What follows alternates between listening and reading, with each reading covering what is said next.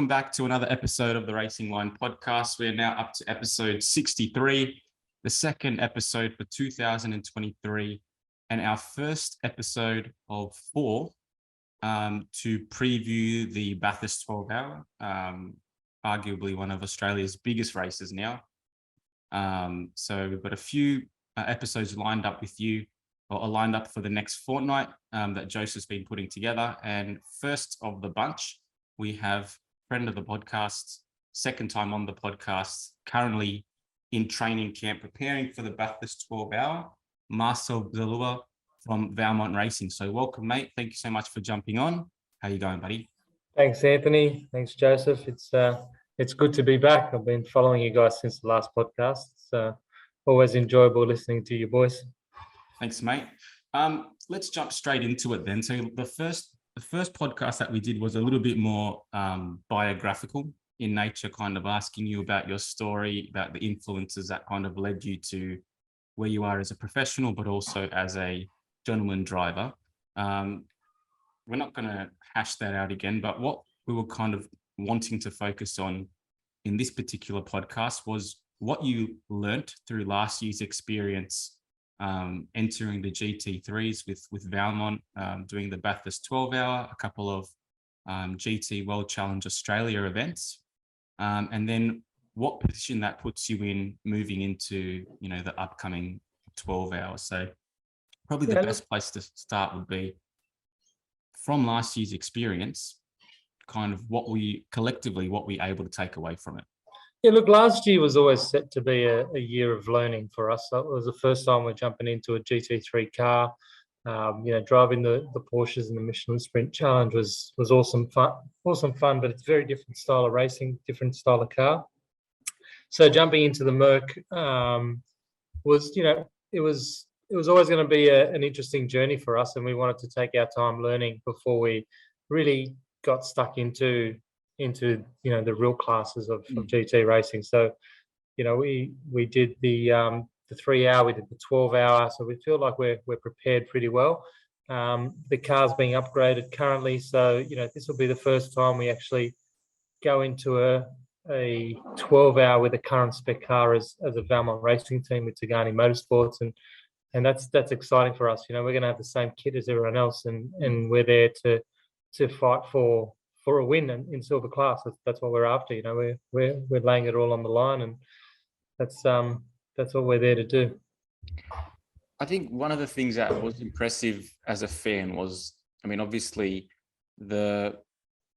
correct me if I'm wrong, but the 12 hour idea for last year came about later in the year, and it kind of all happened very quickly, going into the 12 hour.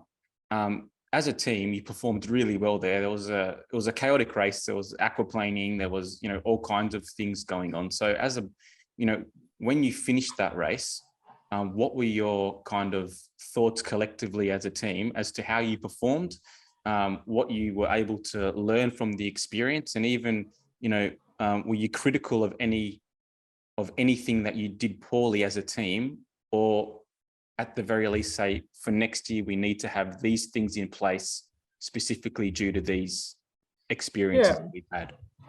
Yeah, look, I think it was a real interesting weekend. We did Saturday was a mega, Serge did a great job qualifying, and then Devarshan, absolutely killed it. Got in the top 10, which was amazing for us. It was a learning experience. Me being put in the car at such a tricky time was probably the wrong call, and it was a rush sort of decision from a team perspective when we look back at it in hindsight. Was I going in the car? Wasn't I going in the car? It was quite a manic period because it hadn't started raining, but it started spitting when we came in for the pit stop, and there was a lot of confusion. Do you go wet? Do you not go wet? So it was really, really tricky for the team to make those calls. I think what we've learned over the last year was, just having the right people around us is going to be really key. That the calm minds, the people who are trained to do certain aspects of engineering and strategists and those sorts of things. You learn very quickly. You actually need those people around you to make the right calls at the tricky times. we have a great team, Dean Canto, great driver trainer, but he was doing engineering for us. That's a lot of responsibility for someone like him to take on all of those sort of tasks. So we're this year we're breaking it down into smaller chunks and giving people specific jobs. And Nathan from Thagani Motorsport's been doing a great job in really helping us get the right team together. Yeah. So that's probably the biggest thing to take away from me personally. When we first bought the Merc, I had a really scary moment in the wet when I first got in the car, and that sort of set me back. I'm normally very good in the wet, but me and that car, we're currently, we've got a love-hate relationship. When it rains, we hate each other, but when it's dry, we're okay. When I you feel were like in Adelaide, in the Bend, was it raining as well? Yeah. Yeah, I felt like it was a wet weekend there too. But the rain seems to follow us whenever we're in that car. But look, it's look, the 12-hour was something else, right? So it was really tricky to drive in those conditions, and the car just wasn't responding to just wasn't able to get heat in the tires. So I was literally driving on an ice rink. It was a scary period for me. And I had that small moment, which was small, like it didn't even make TV. It was that small. Yeah. But it caused such significant damage in terms of time, which was really disappointing for us. So I'm keen to make amends. I feel like those conditions, though, from the start of that race were probably the worst we've ever seen at a Bathurst 12-hour to begin with, because of the time of year that it was. Usually it's in summer, so even though it's you're starting in the night, it's usually a bit pretty hot, and then you start racing into the morning, and the temperature just comes up. But I was watching the highlights again of that race just today, just to prepare myself and remind myself what happened. And I was like, man, I didn't remember it being that foggy. And then once the fog cleared, then it was just wet. I was like, it was. Don't you remember having to search for somewhere to stay in the pits because it was raining? Yeah, I did after I started watching it, but I was like for someone who's never really driven the car to sort of tackle the hardest track, they are the least favorable conditions you can ask for. Yeah, it was very interesting. I've done some pretty dumb things in my life, but that was probably one of them. That'll be up there. The other one would be Dubai, but that's a different story. Marcel, you made mention of the relationship that you've established with Thagani, and I think in the middle or towards the end of last year, and it seems like, based on what you've just said, the reasoning for that. How did that relationship coalition come about? And then was that specifically designed, or was that specifically, considering the 12 hours, and then obviously, No, not particularly. It was, Jeff did a wonderful job for us. So he was running the car at the time. He did a great job. We had the Merc with Jeff, and then we had our other cars with Nathan, who was working with Jose pretty closely. And at the end of the day, we just wanted all the cars in one workshop. And it just happened we decided to go with Nathan because he was more readily available for how we want to operate. That's pretty much the only reason. But since then, he's been wonderful. Like he's keen, he's young, he wants to build a real successful race team. So we're happy to join him and support him along the journey, and he can bring those skill sets and help us improve as well. So is it a relationship essentially where you're bringing the hardware and they're bringing the expertise and the engineering and all that kind of stuff? So we're bringing the car, and then he brings everything else. Great. So that's that's essentially how it's running. Yeah, and you get to focus more on driving. Being a driver. Awesome. Yeah. Great. Yeah. We also saw you venture into a bit of GT World Challenge. You had a successful weekend out at the Bend Motorsport Park. We also saw Serge get in the car with Brad Schumacher at in Adelaide, which was really cool to see. A Valmont car in the Cup Trophy class, I think it's called, back then. Today the schedule came out for the 2023 Fanatec GT World Challenge season. What are your thoughts on it? Would it be? Are we going to be seeing the Valmont Racing team at all events, or at this stage still just select events?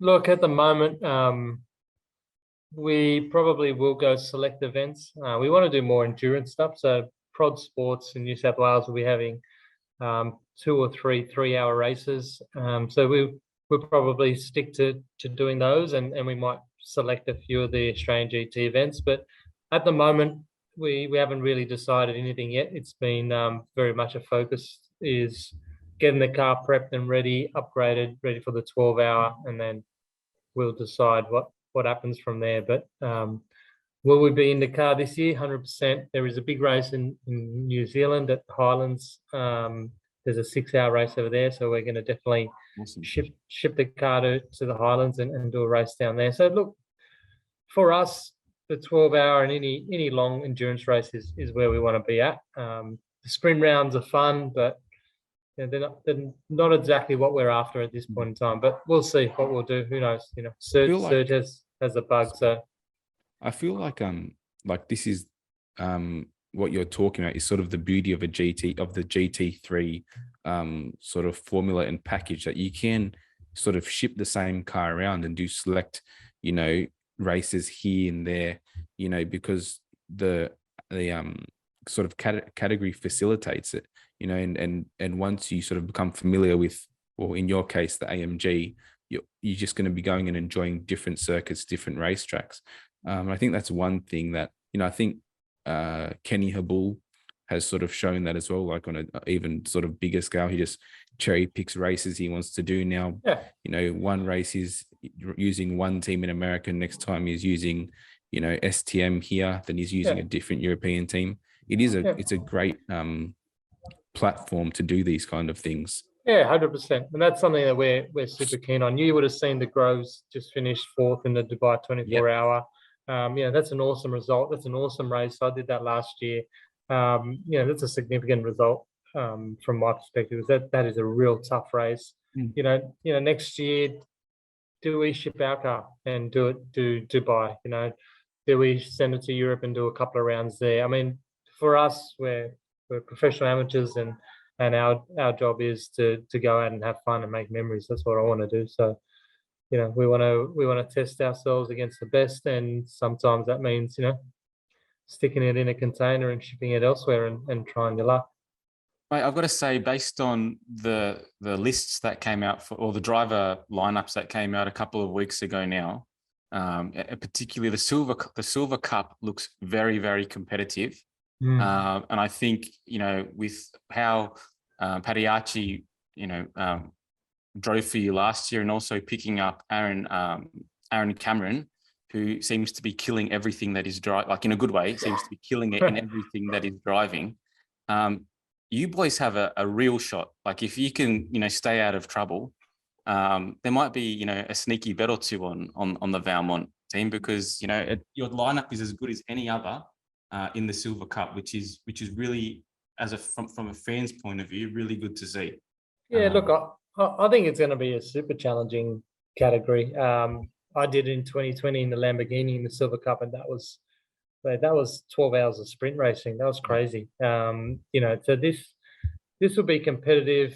There's a few teams that haven't announced, like the Audis. Who knows who's in those Audis? But I've got a sneaking suspicion that Fraser Ross and Liam Talbot will have a silver class car, and they'll be the ones to beat because they'll be lightning fast. And then you've got D. Alberto and David Wall and that team, like seasoned campaigners. Yeah. It's going to be tough. It's going to be fun. Then you've got the Greeks, the Kondouris brothers. They're always fun. Fun to race against. Super fun, yeah. Even are the KFC boys Greek as well? No, I'm not sure. No, I don't think so. Okay. Yeah. Well, I'm telling you, that lineup, I think the silver class for me is going to be, just with the depth, and as an Australian, they're definitely names that we associate with more. Obviously, those are the big, Europeans. Matt Campbell's coming back the week after racing at Daytona, so there's going to be some big names there. But if the lineup that you've got, it's pretty impressive. I think you guys have a real shot at it, to be honest with you.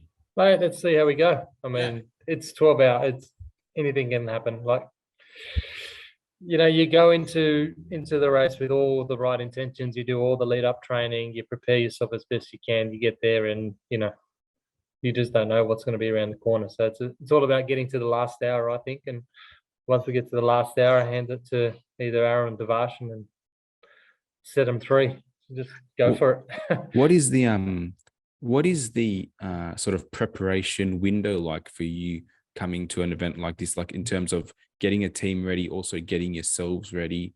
You're looking, I don't know, but you're looking a little bit fitter than you were last time. Is that Yeah. obviously that's a conscious decision as well?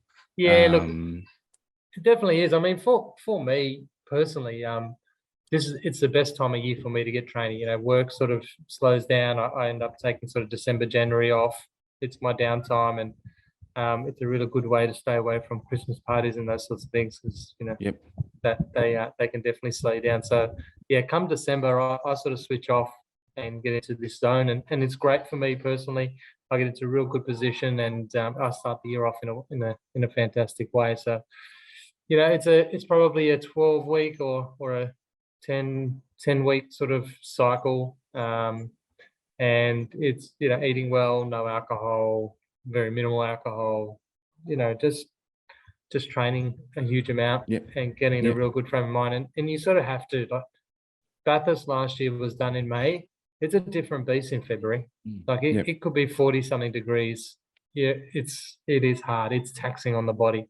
And it's, you know, you have that heat and that sort of anxiety from the adrenaline and the pressure, and all that culminates into real big days, and you need to be fit to handle it and handle it well.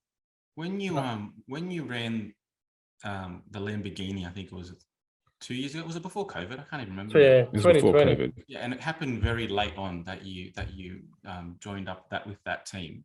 Yeah. Were you in a position, like you spoke about how difficult it was just to get through your stints, you know, that year? Were you in a good, like, obviously nowhere near as fit as I am today? Okay, and that's obviously impacted the way you think about it moving forward, I'm assuming, as well. Yeah, 100%. Yeah. Okay.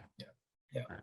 Another thing that was shown a couple of months ago was the new livery that you boys have.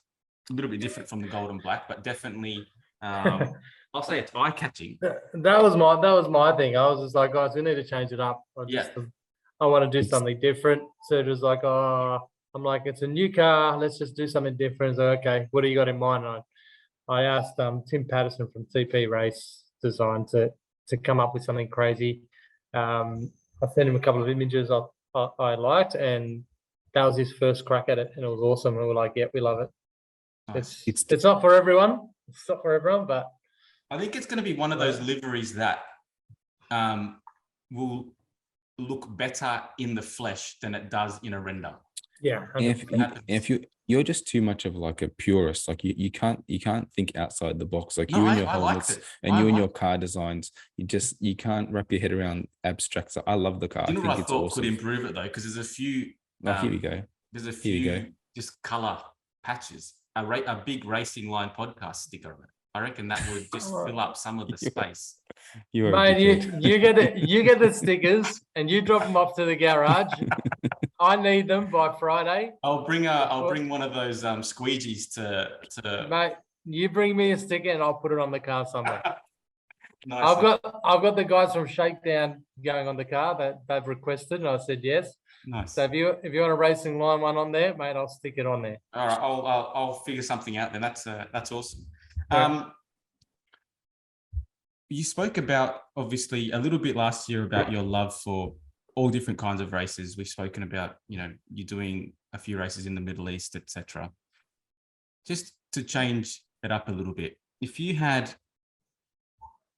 your wife was happy to go anywhere, because obviously we have to consider the kids when we go on your races, because you need somewhere for them to enjoy themselves as well. Yeah. You have 4 tracks or 4 races that you can do right now, GT3, international. Anywhere in the world. Your bucket list tracks. What are they? Your four bucket lists.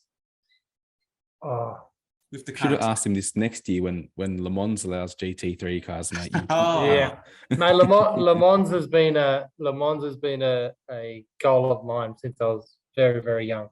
I wanted to compete in Le Mans 24 hours. I've sort of come to grips with I probably never will, but you need to have that big dream in front of you somewhere to chase. But if I was to in reality, if I was to pick four tracks, it'll probably be Spa, Indianapolis, or Daytona, either or. Ooh, yeah. Bathurst I've done, so I'll probably leave Bathurst off it. Barcelona. Nice. Ooh. There's an awesome 12-hour and 24-hour in Barcelona, which I'd love to do. And you can't go past, as scary as it would be, the Nordschleife, the 24 hours of the Nürburgring. That's Would you if the opportunity was to arise, would you jump at that one? Because I feel like out of all of the ones we just mentioned, I think due to the fact that you have like so many like smaller cars running around as well, and I like to refer to it as the goat track because it's just so narrow. Like I feel like for me it looks like one of the gnarliest. Yeah, it is. It really is balls sore. Yeah, 100%. And that's why you sort of there's that piece of you get intrigued by stuff like that. I did the 24-hour of Dubai as a reserve driver last year. There were 98 cars on the grid or something. Yeah, that was gnarly. But the sense of achievement, and we didn't even finish, by the way. One of the other guys crashed the car with an hour to go. The sense of achievement is phenomenal in a 24-hour race. There's something really special about it. So to be able to do that and finish at in Nordschleife, geez, that's something true. else. That is that's something true. else. That's a proper achievement, Yeah. And what better way to see, hundreds of thousands of Germans sitting there cooking sausages, letting off fireworks. Apparently in the evening when the drivers go through, I don't know exactly there's a particular section, I think it's 3 left-handers, and you've got like a banking where they all barbecue at like 6 o'clock at night. And apparently all the smell of the sausages and the meat wafts onto the track, and the drivers going through can smell what the other people are having for dinner. But changing tack slightly again. So something that I was thinking about this week, obviously, when I knew that you were coming on was, we've got AAA investing a lot of themselves now into GT racing to become, prime, like a Mercedes support in Australia. You've got Audi doing the same thing in with the Melbourne Performance Centre. From not a financial, but from like a practical point of view, have you noticed has it made it easier to go GT3 racing, having a presence in the Gold Coast or in Melbourne, as opposed to having to kind of communicate with Europe? Oh yeah, look, the ability for us to get parts and have a customers team here was a real big factor as to why we bought the Mercedes. The support you get is pretty special. Like even at the 12-hour, AMG send probably 15 professionals from AMG Motorsport down to Australia. They have engineers, they have all the tech heads. They come in, they help all the teams equally. So you want that kind of service, and that, especially when you buy a GT3 car. I mean, we looked at quite a few. If you don't have customer support, it becomes hard. Yeah. Did you guys actually source the upgrade for your car from AAA? Yeah. So HWA, AAA are the customers. Yeah. How does that look on the race weekend when you're at Bathurst? So when you've got the 12, like the Mercedes team come down to be of assistance, do you have to go to them and say, what's a good baseline? This is what we're struggling. Is it kind of you going to them, or do they assign a person to a couple of cars and they're kind of always hovering around? They're always hovering around, and they'll answer any question we have. So we're upgrading our car. We'll be lucky if we get a shakedown and a quick test. Yeah. We by no means will have the car in any shape of any like substantial testing. Like we're missing the Phillip Island test, which is in 4 days. Yeah. So we're going to be on the back foot. So hopefully AMG will come to us and say, here's a baseline setup. This is where you need to start. This is what the data we've had from the last few years at Bathurst, and then that allows us to to start relatively in the window and allow us to fine tune the car to suit us.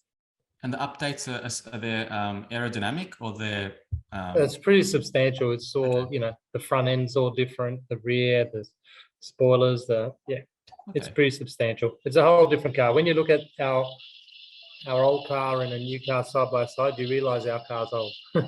Oh, Like, yeah. you The can grill, definitely I tell. never realized how much bigger the new grill is until you Yeah. see them side by side. You're like, wow, that's actually a Yeah. much bigger front end. Is Yeah. there any word on the street if it's an more driver friendly sort of weapon to drive? Or I think no one really says too much, but look, it's an upgrade. I mean, if you think about it just in practical sense, I'm assuming AMG is going to provide an upgrade that's going to ensure the car is either faster or more sustainable. Like, it's going to have benefits, right? So we're going to get those benefits now, and hopefully that equates to lap time and consistency. That's what we're hoping for. Did you see Tony Bates AMG today? Yeah, I saw that. Of it? It's good. It's exciting. He's not in your class though. No, he's in the. I saw that. I saw the supercar drivers he's bringing. I was like, wow, that's a pretty serious pro-am entry. Look, Jordan Love. I raced against Jordan Love in the Michelin Sprint car. That kid's just phenomenal. He is something special, and in a GT3 car. He's raced it for 2 years now as well, and he's been pretty impressive. Like, he's raced 2 seasons of GT World Challenge. I think he did silver, and last year he did pro-am. Yeah, he's awesome. Like, he's a proper. Don't be surprised if you see him in the top 10 shootout. Yeah, well, I'll tell you what, the drivers that are coming out of Carrera Cup and from Australia and making their way to Europe, all of them, mate, we've got some good talent in some sport cars. Is Jackson Evans racing in the Bathurst 12 hour this year? Yeah. No, I'm not sure. Nothing's been announced, but the second Porsche, the teams haven't actually been announced, I don't think. I think there's there's 2 EBM giggers. There's because then they've got the Manti and the Grove.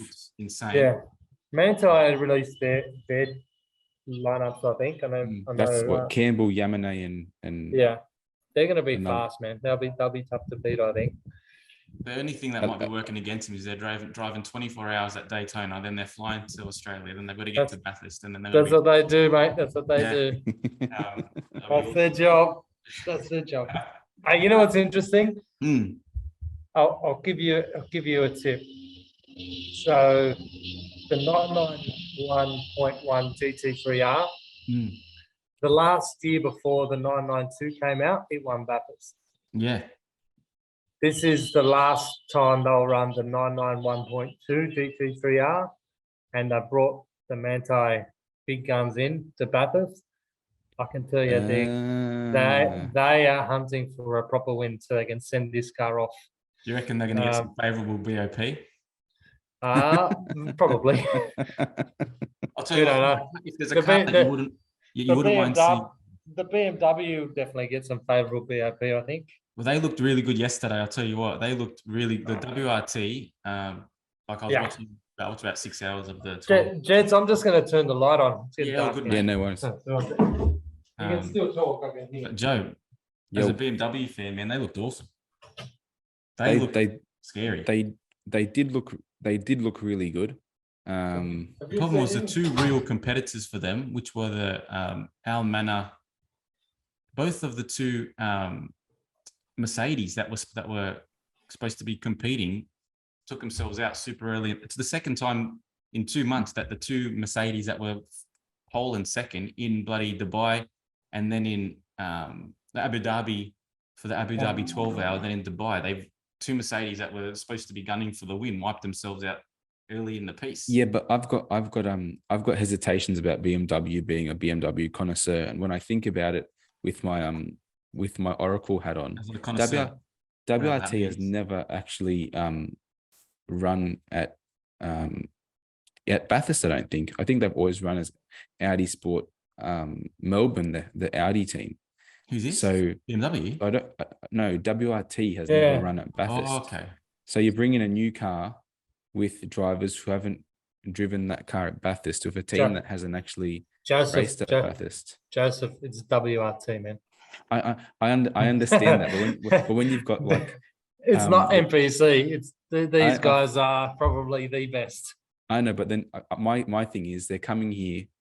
Triple Eight does very good at Bathurst in both categories. You've got the Porsches that do very well at Bathurst.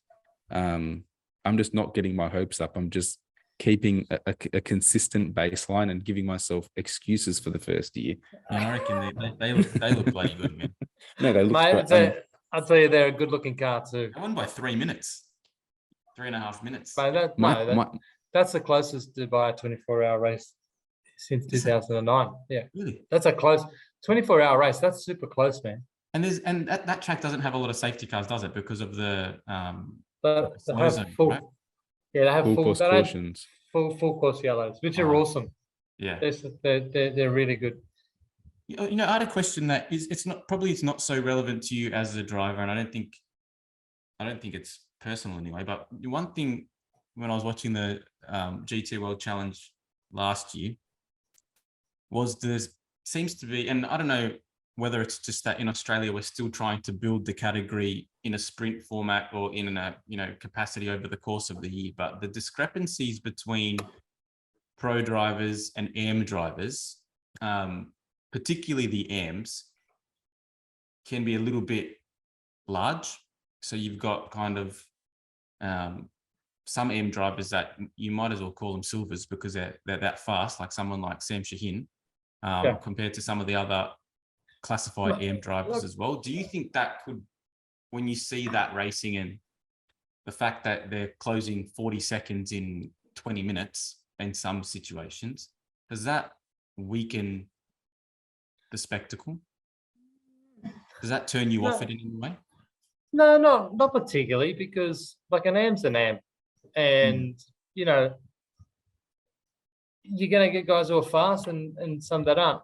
The biggest difference is, it's seat time. Like, are they more talented? Probably not. Do they spend more time in the car? Yeah, Sam spends a lot of time in the car. That's. I mean, look, if you look at someone like Sam, when he uses Michelin Sprint Challenge as a practice for Carrera Cup. He's doing double duties, and that's a lot of drive time. If you look at someone like myself, for example, I barely do testing. I just rock up on a weekend and let's go, charge forward, have a crack. When we have gone and done testing at the same track we're going to race at previous years, Serge and I, we did it at Winton, we won the round. Did it at Phillip Island, we run a couple of races. So if you have that commitment, then yeah, you can, the discrepancy won't be that much. But it's a real difficult thing to do. A lot of us are running businesses. I know I'm running a business, and racing, unfortunately, is still secondary. Probably secondary, and as much as we want it to be the most important thing, it's just not. So it's hard to find the time to do that amount of testing. But the guys that have the time, they're the super fast ones, and it's up to us to lift our game. It's not a penalty on them. It's up to us. If we want to truly compete, then we need to put in the hard work, and that's simple as that. I think the one awesome thing to see at the end of last year was that with the Australian product, last race of the year at Adelaide, we had, Chris Mees, Kelvin van der Linde jumping into, our category or our World Challenge just because of the product that we have. And I think if there's a testament to what Australians are doing right in motorsport, and particularly the growth of this category as well, that has to be, a gold star for the trajectory, I should say, of the category. But to finish with, I wanted to mention something quick as well, just along those lines. I feel like last year, the one thing that last year's Bathurst 12 hours showed was that realistically, it is great having all the international talent, all the international teams coming across, adding to the event.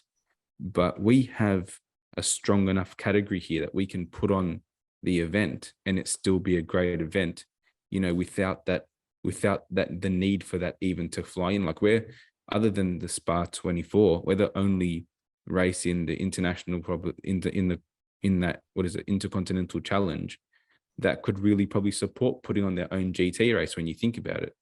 Because we get a big enough grid even if we don't have the international teams flying in. So look, I think there's a lot to say about. I mean, there's a lot of different points of view, and you raised some really good points. But there's a lot to say about improving the product and improving, the spectacle. But not only that, it's also how do you engage with more the pro-ams or the amateurs to bring more on and get more involved, and what are some of the things that the category can do to profile more of the yams? Because at the end of the day, that's what's going to lift the numbers. Like I've got 3 or 4 mates who have GT cars sitting in the garage.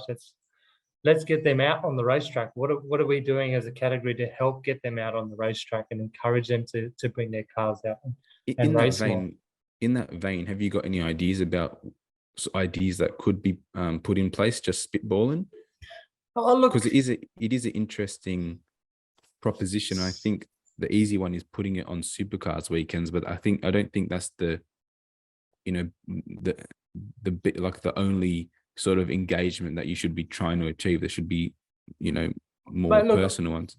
Yeah, look, supercars run amazing events, amazing weekends.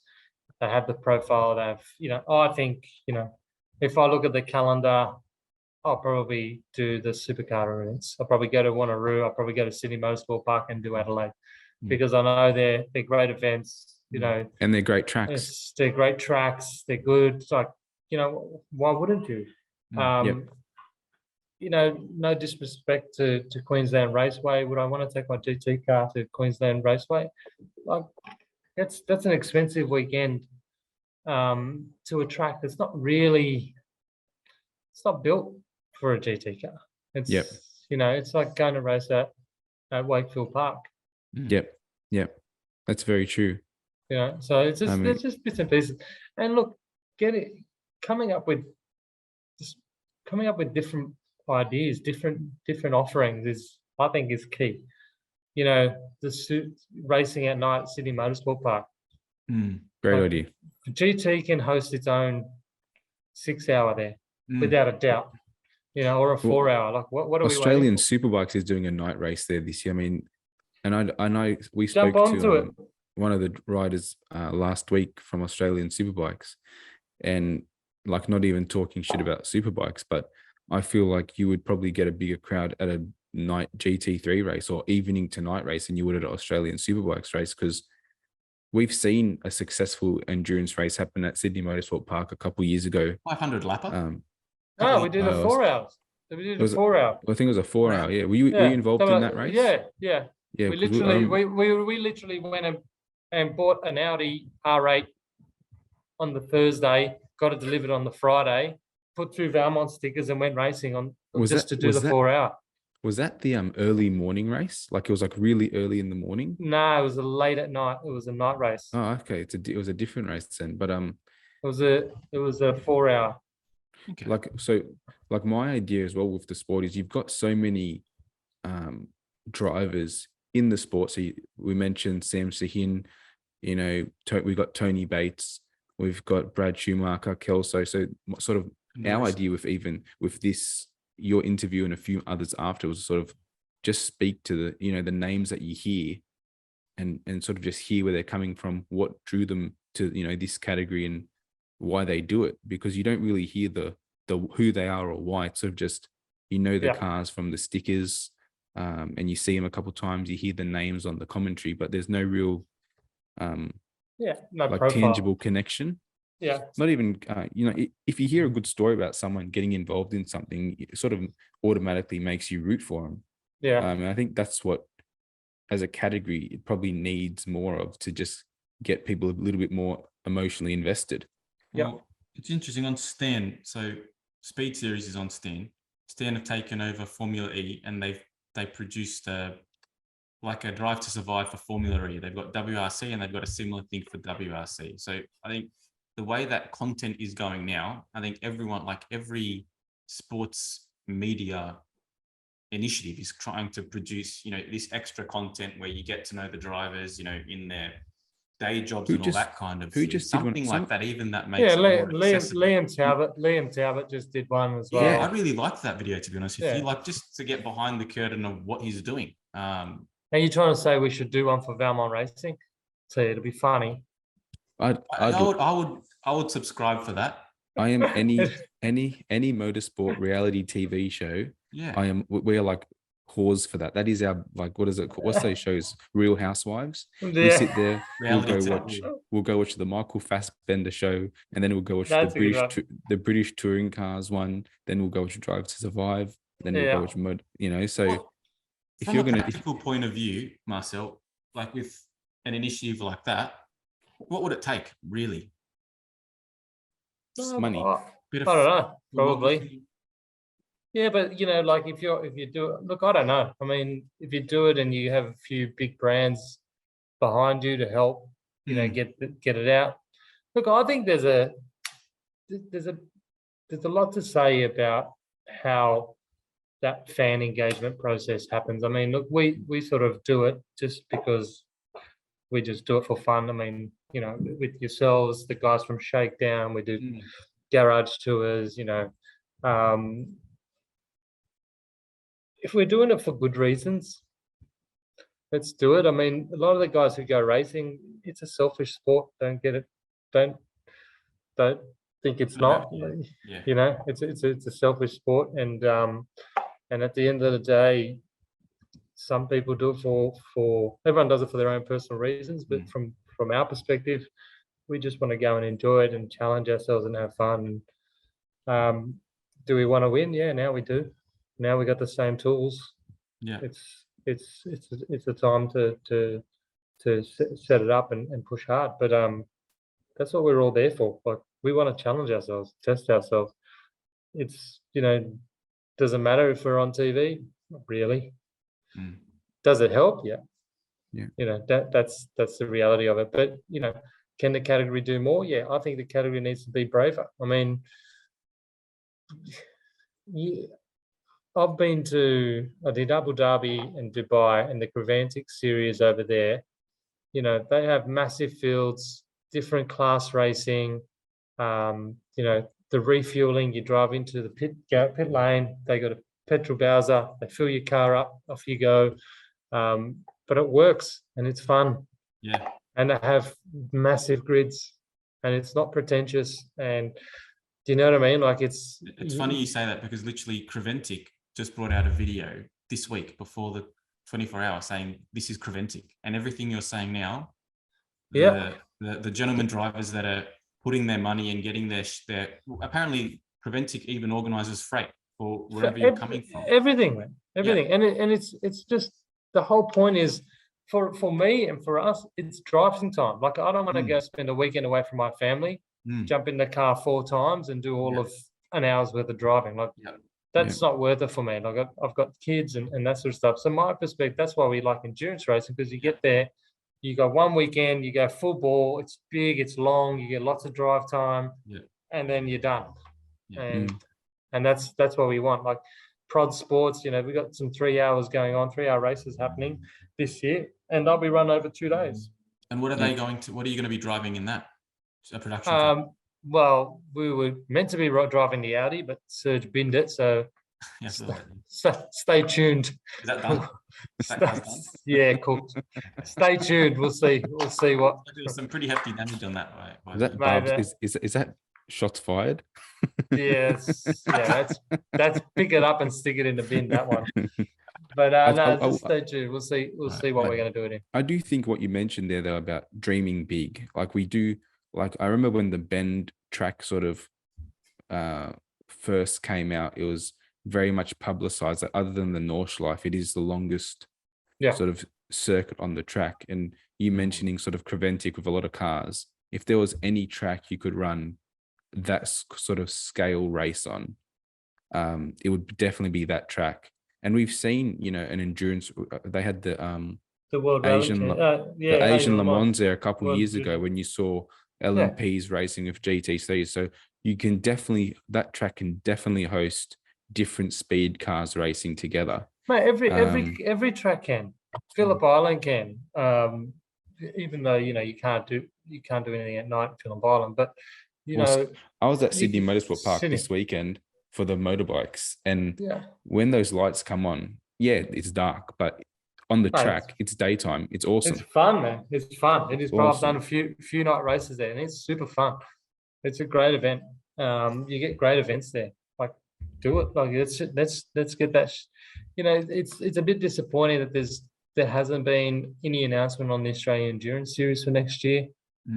Or this year? Yeah, Is it? this year. Yeah. This year. So yeah, we have, like, that's a bit of a disappointment from my perspective. I mean, why is this focus on the sprint series? We need to Can I do some ask that? endurance. From your point of view, why do you think why do you think the 40-minute race is it just because they're trying to cram it in with everything else on the weekend? If a few of you guys that are all doing the GT3 racings, not put your heads together, but kind of all went to them, said the same thing, could another longer race in Australia happen? Like, there's obviously the market for it, I think, with teams. There's definitely the market for it with appetite. What would it take for something like that to happen? I don't know. I don't try not to get involved in it, mate. But are there people out there that would run 3-hour races? And yeah, I think there would be. It's like as if there's this thing that we should only be doing endurance races at Bathurst. Yeah, like it's weird because the soul of GT3 racing really is endurance racing. It's endurance racing, 100%. Except here, most races around the world are endurance with a smattering of sprint. But even the sprint is nearly twice as long as what our sprints are. Yeah, 2 hours. Yeah, so I think you do raise a very good and interesting point that is very easily arguable if someone was to say, "This is why." Yeah, I mean, look, it's so expensive to get these cars on the racetrack. So when you do want to spend the money, you want bang for buck. Yeah. I mean, from our perspective, that's what we're looking for. I want bang for buck. Like, I'm not going to go and spend, a certain amount on a round and then go there. I mean, like Tail Bend. For all the money we spent to go there, we got 1 hour racing. Yeah. Yeah. And that is probably, other than Bathurst, the tailored track for an endurance race. Yeah. And that's how they sold it when they built it. Yeah. It is it's crazy. I like, being a fan, I do think that is the one thing that does hold our GT. So I would, like, my dream is to try and get here I'm spitballing, but this is what I would love to see, to try and get some sort of one of the Asian GT races done here, because there's that sort of proximity, and then that would encourage some of our drivers to go there in a race and some of their drivers to come here. I love seeing that sort of they do it. The 100%. different. They've done that before with Carrera Cup. I think they get Carrera And they Cup did it with Asia. Audis. Yeah, They did it the with Audis at Adelaide a couple of years ago. I think there's definitely opportunities to do that. I mean, we're going to send our car to New Zealand. I can tell you that. And do a couple of races there. New Zealand's they've got some great racing down in South Island. And those 2 tracks are awesome. They've got Highlands and what's the other one? Pukekohe? No, not the other. No, not Pukekohe. There's Highlands and the one that has the bridge, and it starts with H as well. Hampton Downs. Hampton Downs, yeah. Hampton Downs, yeah. Yeah. So look, there's a lot that can be done, but it's the powers that be. It's, I don't know. Who knows, mate? I don't have the answers. Sort of I think the motto from today's episode: dream big. Yeah, Australia needs to dream bigger on the endurance front. I think we've got everything there to do it. We've got Valentino Rossi coming down, for crying out loud. Yeah. I just thought of that now. You'll be rubbing wheels with the great Varley himself. Do you think it'll be awkward if I asked him for an autograph? No, because if I yeah. You'll be like, "Hey, you're on that really good podcast this week. I was listening to it. Like, can I have an autograph, man?" No, with all that being said, Marcel, we appreciate very much when you jump on. You're always extremely accessible, extremely down to earth. We wish yourself, the team, all the best with the Bathurst 12 Hour. Thanks, mate. We'll be rooting for you again, and obviously whatever other races you do this year, you know, you will have, you know, our support. Not that you need it, but you'll have it anyway. But thank you so much. Mate, it's good. It's good to. We need a fan base anyway. That's it. If it rains, my homework for the hitchhiking next as well. week is to source stickers. If it rains, Joseph, I'm going to be coming to find you. I'll be sitting next to you. I might even crack open a beer and just say, "Yeah, I'm done for the day." You know, I've got to bring a 6-pack.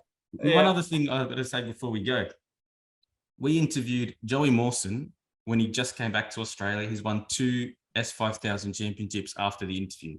We interviewed Aaron Cameron just when he started TCR. He's gone and raced in France now, representing Australia. We interviewed Nathan Hearn, has done some amazing things before and since then. And we've interviewed. He's gone to America this week. Now, pardon? Yeah. Hearn's gone to America to race. Yeah, I know, that's what I mean. But now we've interviewed Marcel twice. So I think destiny is saying. Well, the first time he put it into the Bathurst. fence. So hopefully it doesn't happen again. Otherwise, he'll never come back on. No. This it'll be fine this year. Just as long as if it rains, I'm going to be coming after you boys. No, I think you'll be right, mate. It's early in the year. It looks like, and La Nina's finished. You'll be good to go. So thanks so much for your time, mate, and all good. The family as well. And enjoy the rest of your holidays, mate. Thanks a lot, guys. Good to see you again. Mountain.